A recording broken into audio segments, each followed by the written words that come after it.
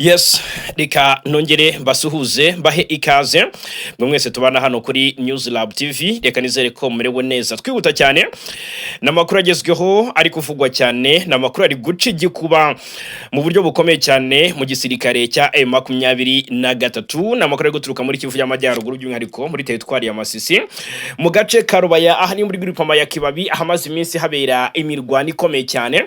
Igisirikare cya Kongo kiminjiramo agafungo gishaka kongera kubabaza AFC M23, aho maginga ya inkuru zimbitse zikomeje kugenda zisohoka buri munota.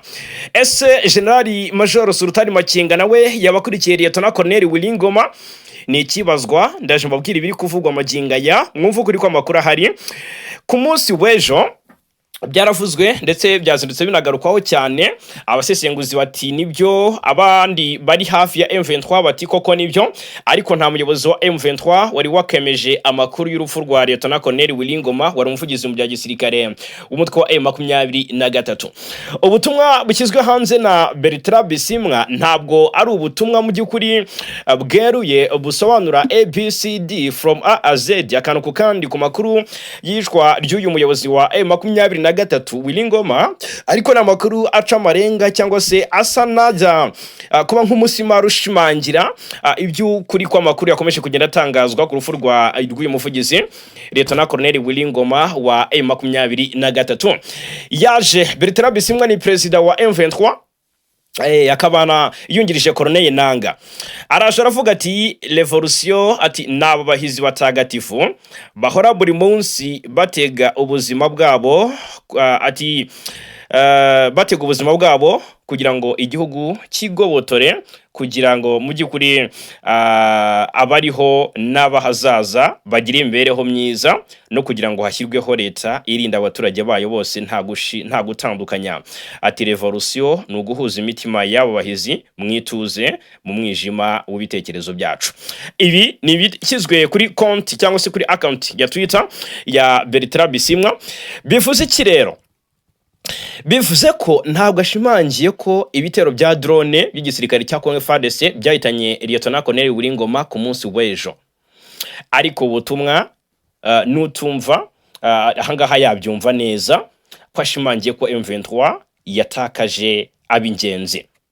Haravugwa abandi bantu bo muri M23 bashobora kuba baguye muri iki gitero, namakuru ataremezwa neza, ndetse n'ubu hari gukorwa inama za hato na hato mu cyama cya M23, bari gukora inama zirebera hamwe ibijyanye n'ingamba zigomba gufatwa kugira ngo bihimure kuri Felix Antoine Tshisekedi.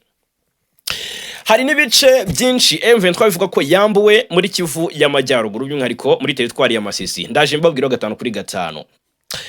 Haravugwa ko nyuma y'urupfu rwa Lieutenant Colonel Wilingoma wiciwe hariya mu bice bya Rubaya masaha ya 8:40 z'igicuku cyo kuri wa kabiri tariki 24 Gashyantare 2026, ngo yarasuye mu inyubako ngo yari inzu bwite ya General Innocent Gahizi wo mu ngabo za Congo FARDC, iherereye mu isambu ye yahitwa ngo ni Kishusha, ni hafi y'agace gacukurwamo y'agaciro ka Rubaya muri teritwari ya Masisi.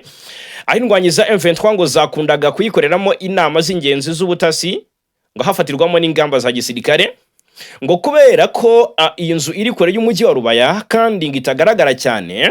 Urupfu rwa Wilingoma rwaje kuvugwa ngo rwatunguranye mu by'ukuri. Noneho ahangaha ibiri kuvugwa ku rundi ruhande bikavuga ko atari Wilingoma gusa waguye muri ibi bitero, biravuga ko ngo hari n'abandi basirikare. Ubwo ni impande ebyiri zitandukanye ziravuga ibintu bitandukanye. Haravuga ko Wilingoma yapfanye n'abandi basirikare bagera kuri 6 ndetse bakomeye cyane muri M23. Hakavugwa nanone ku rundi ruhande ko Wilingoma ari we ibitero bya drone byahitanye gusa. Ku rundi ruhande hakavugwa ko hari abandi barwanyi ba M23 bahasize ubuzima. Biravugwamo mu by'ukuri ngo Colonel Castro Fidel uzwi ku izina rya Bravo 1, uyu nawe yari umwe mu bakomeye cyane muri M23. Hari kuvugwa amazina agiye akomeye. Hakozwe inama y'igitaraganya. Mu nama y'igitaraganya yabereye mu muhezo y'ubuyobozi bukuru bwa M23 yari yobowe na Brigadier General Bernard Byamungu Maheshe Nitwaisi wa General Sultani Makenga. iyi nama ngo ntiyagaragayemo General Major Sultan Makenga komanda mukuru wa M23. Biravugwa ko iki gitero cyagabwe kuri M23 cyahitanye Bulingoma ngo cyakomerekeje bikomeye General Major Sultan Makenga ngo yakomeretse bikomeye, ndetse hari n'abavuga ko yamaze kwitaba Imana nawe nubwo nta kuri kwa aya makuru guhari.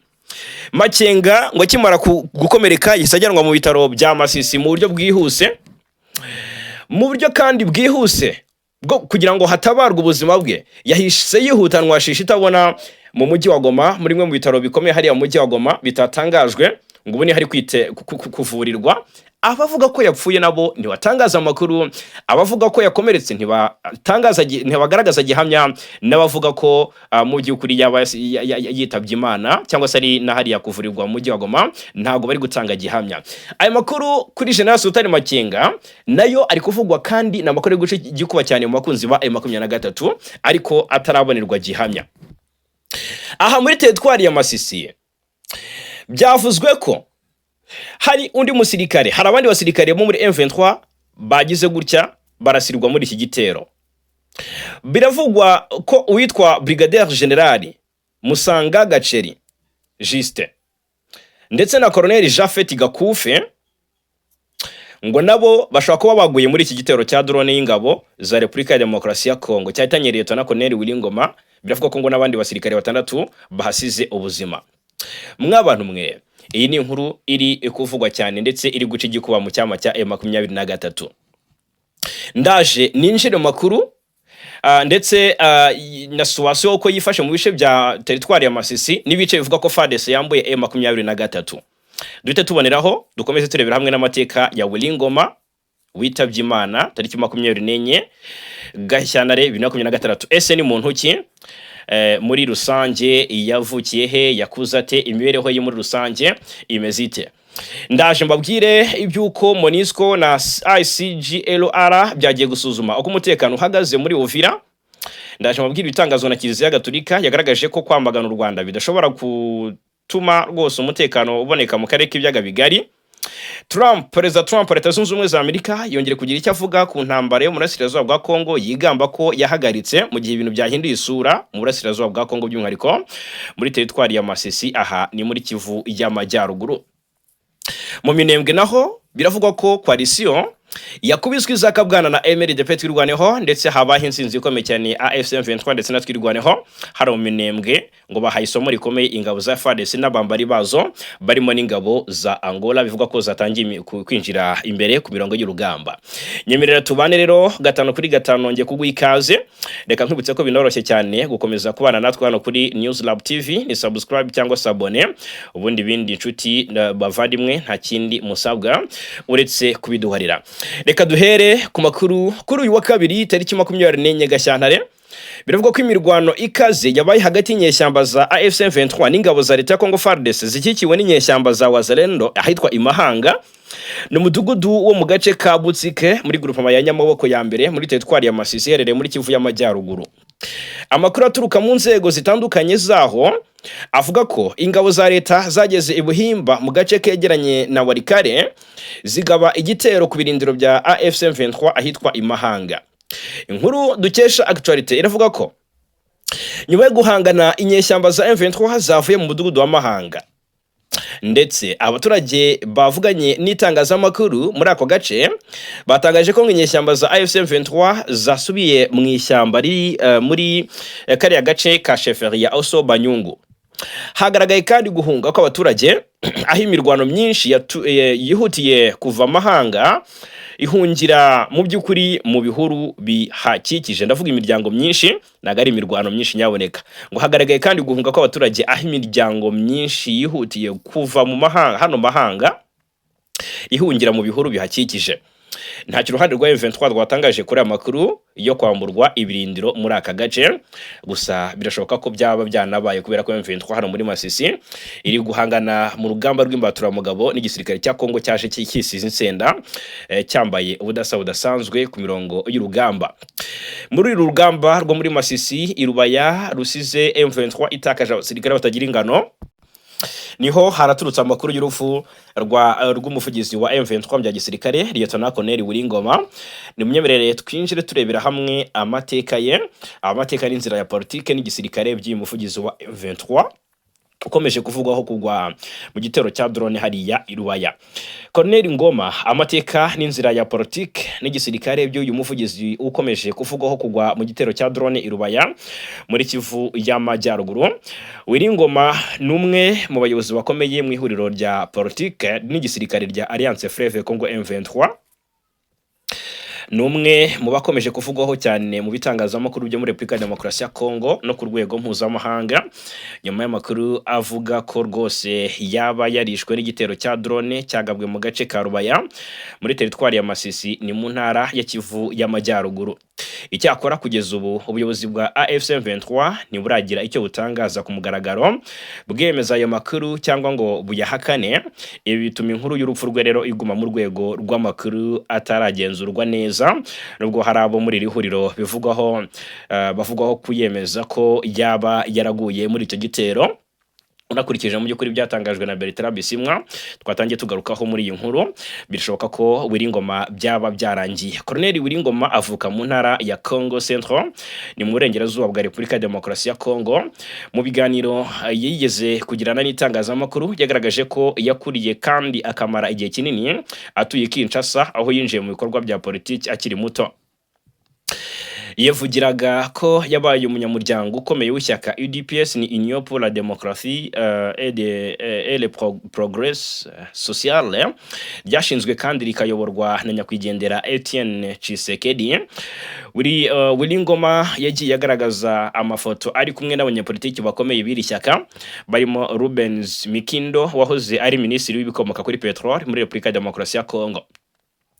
Yigeze no kuvuga ko muri 2002 yagiye muri Afurika y'Epfo ari kumwe na Etienne Tshisekedi, aho ngo bakoranaga mu bikorwa bya politiki bigamije gushimangira ishami rya UDPS no gutegura ibikorwa byari bifitanye isano n'umutekano.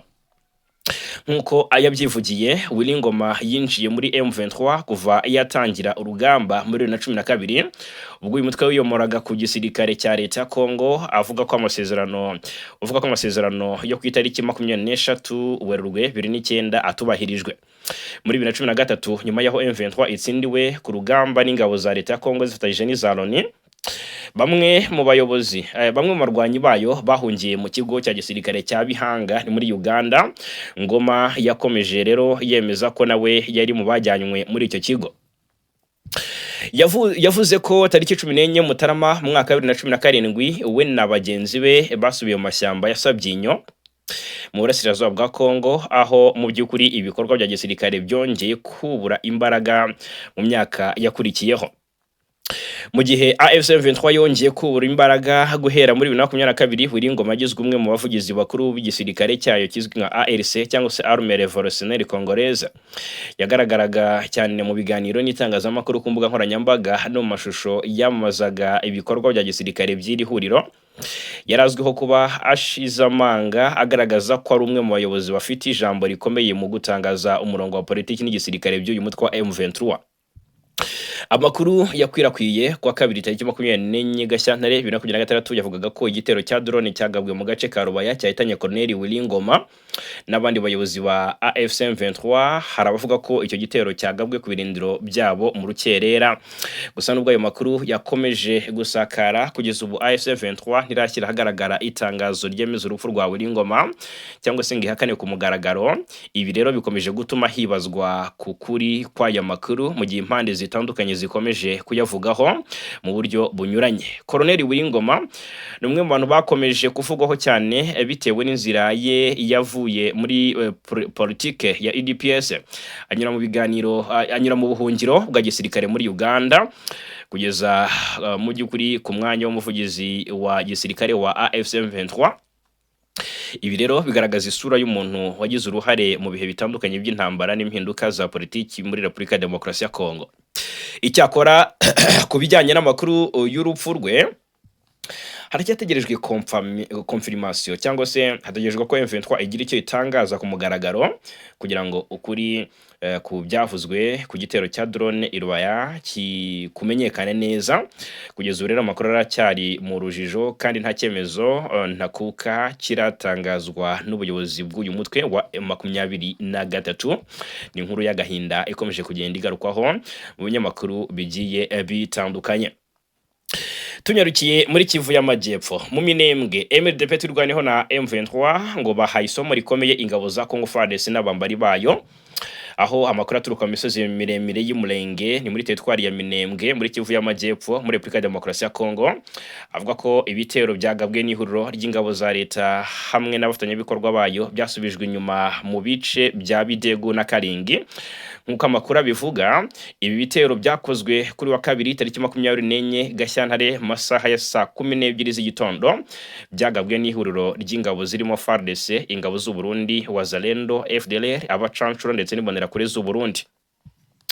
Amakuru kandi ariko avuga ko twirwaneho na M23 barwanira abaturage barwanye bikomeye, baha isomo rikomeye uruhande rwagabye ibitero ku baturage b'Abanyamulenge. Bamwe mu bahamya b'aya makuru batubwiye ko nubwo ingabo zirwana ku ruhande rwa leta zatwitse amazu menshi muri Kalingi ndetse MLDP twirwaneho na M23 ngo zabahaye isomo rikomeye, babakubise babambura ibikoresho byinshi bya gisirikare birimo imbunda n'ibindi bikoresho by'intambara.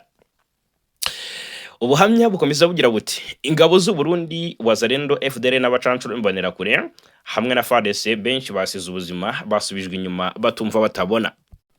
Aya makuru kandi akomeza avuga ko kuri ubu MLDP twirwaneho na M23 birukanye uruhande bahanganye babambutsa uruzi runini rwa Ruriko rugabanya igice cy'Irundu ndetse no hakurya mu bice byegereye Poezero. Ibikorwa byerekana ko imirwano muri Kivu y'Amajyepfo ikomeje kuba iyubukana, aho umutwe wa twirwaneho n'uwa M23 ukomeje guhisomo ingabo za leta ya Kongo n'abafatanyabikorwa bayo bifasha cyane mu kurengera abaturage b'Abanyamulenge. Aha rero ni muri Kivu y'Amajyepfo. Hanyuma muri teritwari ya Uvira naho haravugwa amakuru ndetse akomeye cyane, bikavugwa neza ko noneho kera kabaye MONUSCO ndetse na ICGLR ngo byagiye muri ibi bice bya Uvira gusuzuma uko umutekano uhagaze. Ni itsinda rihuriweho rihagarariye ubutumwa bw'amahoro bw'umuryango w'abibumbye muri Repubulika ya Demokarasi ya Kongo MONUSCO n'inama mpuzamahanga y'akarere k'ibiyaga bigari ICGLR ryoherejwe muri teritwari ya Uvira gukora isuzuma ry'ibanze ry'umutekano waho. MONUSCO yasobanuye ko ubutumwa bw'iri tsinda buzamara iminsi 3 guhera ku ya 23 kugeza ku ya 27 Gashyantare 2026, kandi ko bwatangiye nyuma y'ibiganiro yagiranye na Perezida wa Kongo akaba n'umuyobozi wa ICGLR Felix Antoine Tshisekedi. Itsinda riri muri ubu butumwa riri gusuzuma niba ibikorwa bya MONUSCO na ICGLR byo kugenzura ibahirizwa ry'agahenge muri Uvira bizaba byizewe, bizaba bitekanye kandi niba bizashoboka. Umuyobozi w'agateganyo wa MONUSCO Vivian Van de Per yagize ati kugenzura neza ibahirizwa ry'agahenge byitezweho kugabanya ubugizi bwa nabi ndetse no kurema umwanya wabonekaho igisubizo cya politike kirambye. Vivian Van de Per yasobanuye ko bitandukanye naho no mu ntara Kivu y'Amajyaruguru na Ituri, akanama karoni gashinzwe umutekano kateganyije ko inshingano za MONUSCO muri Kivu y'Amajyepfo zitarimo kurinda abasivile. Umunyamabanga mukuru wungirije wa Loni ushinzwe ubutumwa bw'amahoro Jean Pierre Lacroix aherutse gusobanura ko kohereza ingabo za MONUSCO zigenzura agahenge muri Kivu y'Amajyepfo bizakorwa mu byiciro. Lacroix asobanura ko mbere yo kohereza abasirikare bazabanza kumenya niba umutekano w'ingabo za MONUSCO uzaba wizewe mu gihe zizaba zigeze muri Kivu y'Amajyepfo, bityo ko hazabanza koherezwa drone z'ubutasi zizahakura amakuru. Hanyuma ikindi twavuga, reka mbabwire ko Perezida Donald Trump wa Leta Zunze Ubumwe za Amerika yongeye kugaragaza ko cyangwa se yongeye gushimangira ko yahagaritse intambara yo mu burasirazuba bwa Repubulika ya Demokarasi ya Kongo. Murebe ibintu uko byifasha aka kanya mu mbwirishingiro Trump afite ni perezida wa Amerika. Kuri wa mbere yongeye gutangaza ko yahagaritse intambara muri Repubulika ya Demokarasi ya Kongo, ni mu gihe imirwano iri guca ibintu muri Kivu y'Amajyaruguru. Trump mu ijambo rizwi nka State of the Union yagejeje ku banyamerika yavuze ko mu gihe gito amazi atangiye kuyobora kiriya gihugu yashoboye guhagarika intambara 8 zo hirya no hino ku isi. Ni intambara yavuze ko zirimo iya Israel na Hamas, Israel na Irani, Pakistan n'Ubuhinde, y'u Rwanda na Repubulika ya Demokarasi ya Kongo, Thailand na Cambodia, Armenia na Azerbaijan, Misiri na Ethiopia, n'iya Serbia ndetse na Kosovo. Mu Kuboza umwaka ushize nibwo Perezida Trump yayoboye umuhango wo gusinya amasezerano y'amahoro hagati y'aba Perezida Paul Kagame w'u Rwanda na Felix Antoine Tshisekedi wa Repubulika ya Demokarasi ya Kongo. Rero yafashije amasezerano y'amahoro hagati ya Kongo n'u Rwanda rwagirizwa ko ari rugo rufite cyangwa se rufite umumaro cyangwa se rushyigikiye umutwe wa M23 mu masezerano azwi nk'amasezerano ya Washington. Cyakora nubwo aya masezerano yari yitezweho gushyira iherezo ku ntambara i Kinshasa, ku ntambara Kinshasa irimo irwanamo n'umutwe wa M23, byitwa ko ushyigikiwe n'u Rwanda. Ku mirongo y'urugamba impande zombi ziracyarwana ndetse zesurana mu buryo bukomeye, imirwano ndetse yafashe indi ntera. Kinshasa ndetse n'u Rwanda bemeranyije mu by'ukuri ko cyangwa se barebye ku masezerano y'amahoro no guhagarika ubufatanye ku mitwe ibangamiye umutekano wa buri gihugu. Hanyuma ariko ku rundi ruhande nk'uko biri kugaragara, Perezida Tshisekedi na Presidence ya Kongo ntibigeze bagira umugambi wo kubahiriza aya masezerano yagiye asinywa inshuro nyinshi yaba Washington cyangwa se Doha. Iki kibazo ntabwo kigikenewe cyangwa se kigikeneye kuganirwaho bitewe n'uko situation imeze, kuko ni icyemezo cyabayeho ku bushake guhera mu ntangiriro. Kinshasa yahisemo inzira y'intambara igamije kurwanya M23 mu gihe mu ruhame havugwaga amagambo y'amahoro. Ibitero byakomeje ku mutwe w'uyu mugambi watumye hafatwa umujyi wa Uvira, aho abaturage basangaga bafite ibyago bikomeye byatewe n'abantu bafite intwaro bakorera FARDC, harimo na FDLR, imitwe yitwara gisirikare ya Wazalendo y'inyeshyamba ndetse n'amasosiyete y'abarwanyi b'abanyamahanga. Inyungu z'iyi ngorane rero ziri ku bashyigikiye intambara aho kuganira. Kubwizerane nk'uko umwe mu bakurikiranira hafi ibera muri Burasirazuba bwa Kongo ngo no gusuzuma icyifuzo cya Washington, AFC M23 yavuye muri Uvira bitezwe ko mu by'ukuri MONUSCO izuzuza inshingano zayo ikarinda abaturage bagizweho ingaruka. Rero icyo kurinda ntago kigeze kibaho. Kuri ubu ngubu ibintu bikomeje kuba bibi cyane ku baturage bo muri biriya bice byo muri teritwari ya Uvira, aha akaba ari muri Kivu y'Amajyepfo.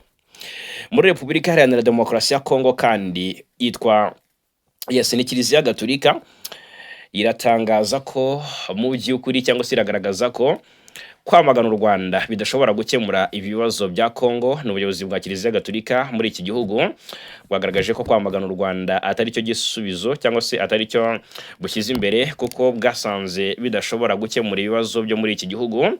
Kiliziya Gatolika muri Kongo ikaba imaze igihe idacanwa kandi ubutegetsi bw'iki gihugu buyishinja kutamagana ihuriro AFC M23 n'u Rwanda, kuko ngo rurifasha mu rugamba ririmo mu ntara ya Kivu y'Amajyaruguru na Kivu y'Amajyepfo.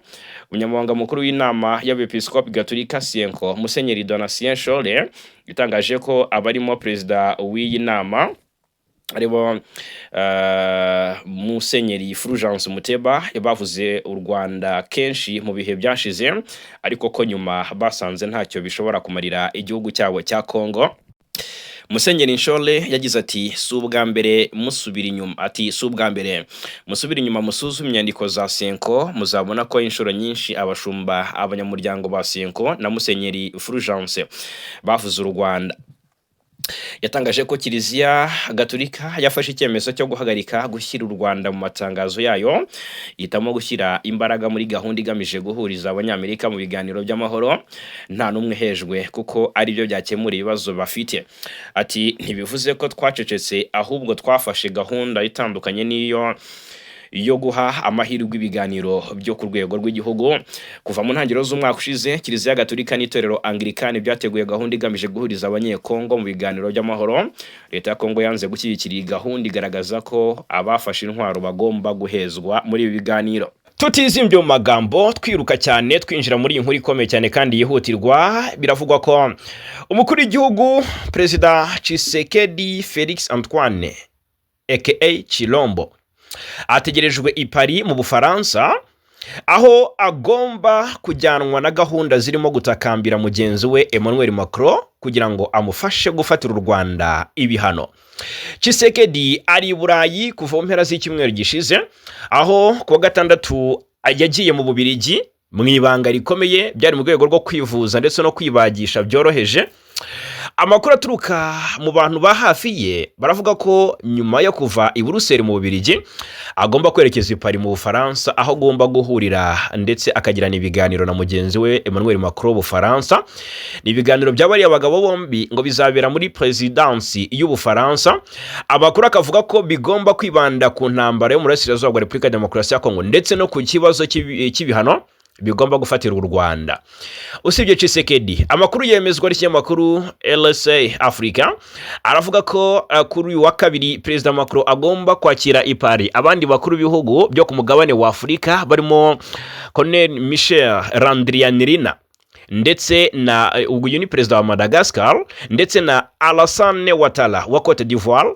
Kuri wa gatatu kandi nibwo byitezwe ko agomba guhura na Perezida Felix Antoine Tshisekedi.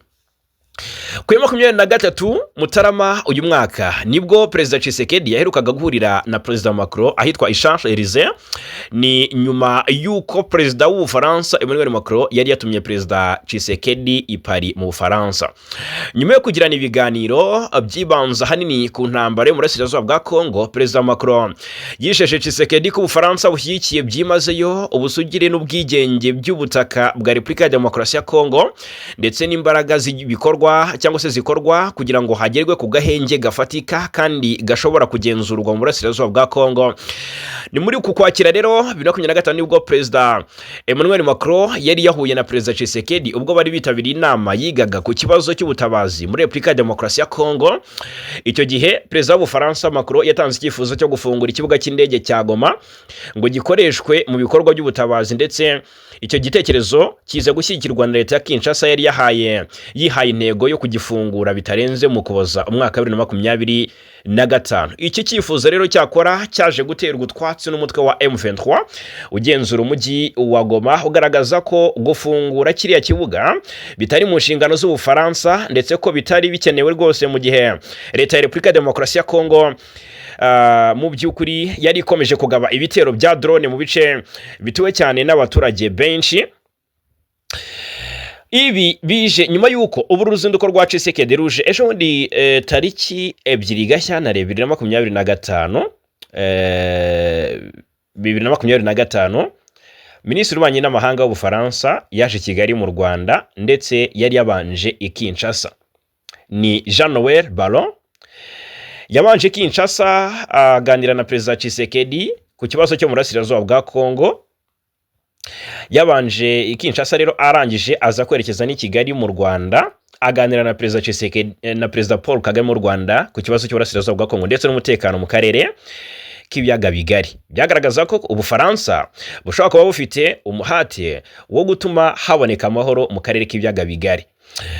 Ni kenshi Perezida Macron ubwo yari hariya i Kinshasa yaganira na Perezida Tshisekedi, ndetse amwibutsa ko icy'ingenzi ari uko mu by'ukuri cyangwa amwibutsa ko icy'ingenzi ari uko yaganira hakarebwa uburyo hasenywa umutwe wa FDLR. Ibi Tshisekedi na Macron barabipfuye batungana intoki, murabyibuka.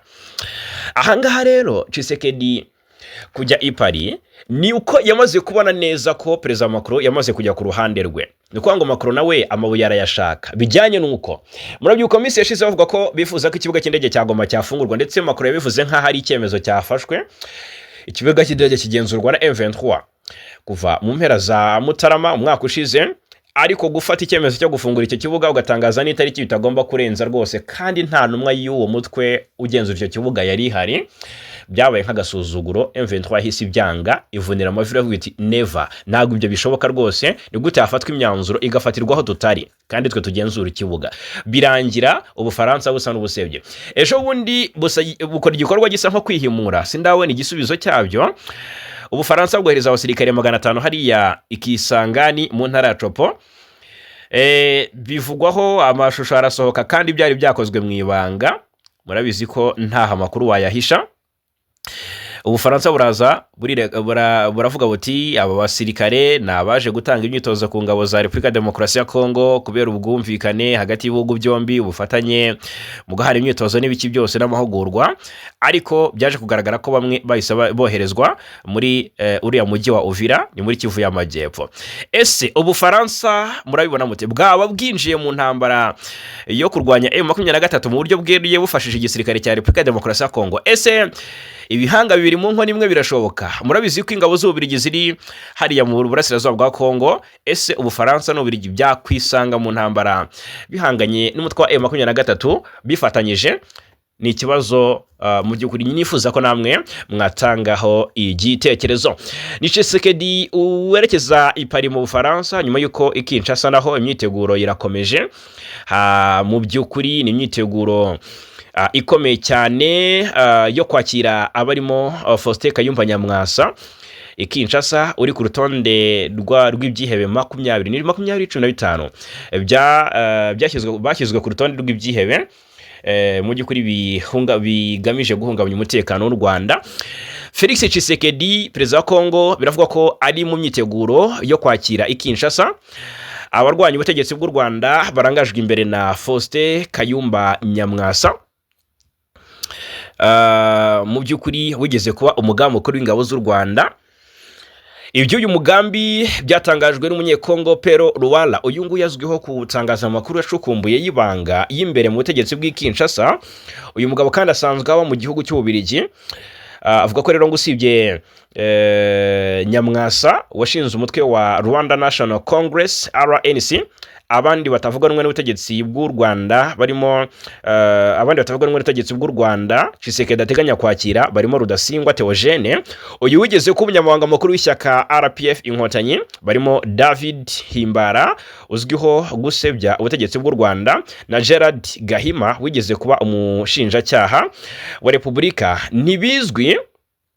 Ntibizwi ikizaba kijyanye aba bagabo i Kinshasa, gusa bitekerezwa ko uruzinduko rwabo ruri mu mugambi wo guhungabanya umutekano w'u Rwanda Tshisekedi amaranye igihe.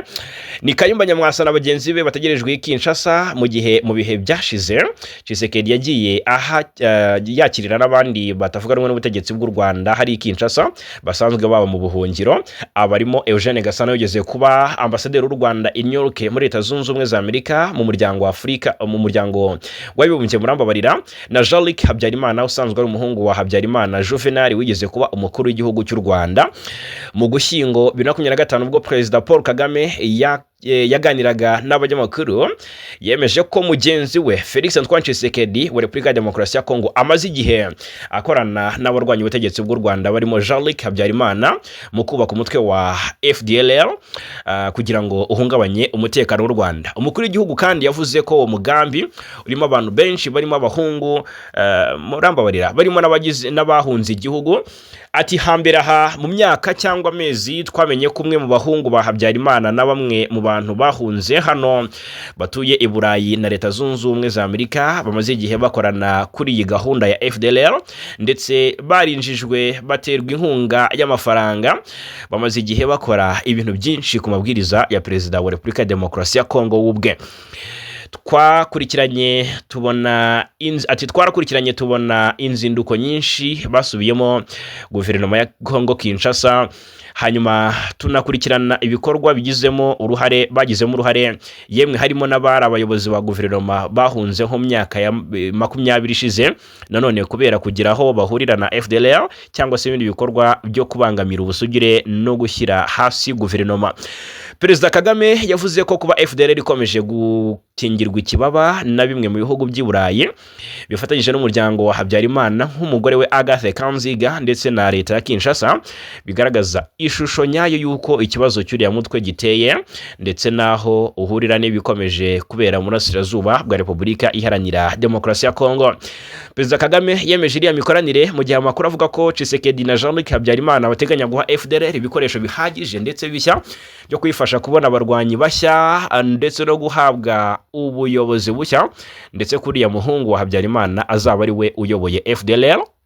Umwe mu bantu ba hafi y'ibiro bya Tshisekedi mu mwaka ushize yatangaje kuri ya mugambi unarimo abanyamabanga b'ihuriro RNC riyoborwa na Kayumba Nyamwasa n'iyita guverinoma y'u Rwanda iri mu buhungiro iyoborwa na Thomas Nahimana wabaye padiri. Bivuga ko Tshisekedi ateganya inama yo ku rwego rwo hejuru i Kinshasa muri uyu mwaka 2026 izahuza abantu bo mu mitwe y'iterabwoba bita abatavuga rumwe n'ubutegetsi bw'u Rwanda kugira ngo bareme ihuriro rifite igisirikare gikomeye gishobora guhungabanya umutekano w'u Rwanda kikaba cyanakuraho ubutegetsi bwarwo. Ngayo nguko rero reka mbashimire cyane kubana natwe mu makuru n'ibiganiro bitandukanye tudahwema kugenda tubagezaho. Imana y'amahoro ikomeze kubana namwe 5 kuri 5 turakomeza kubana.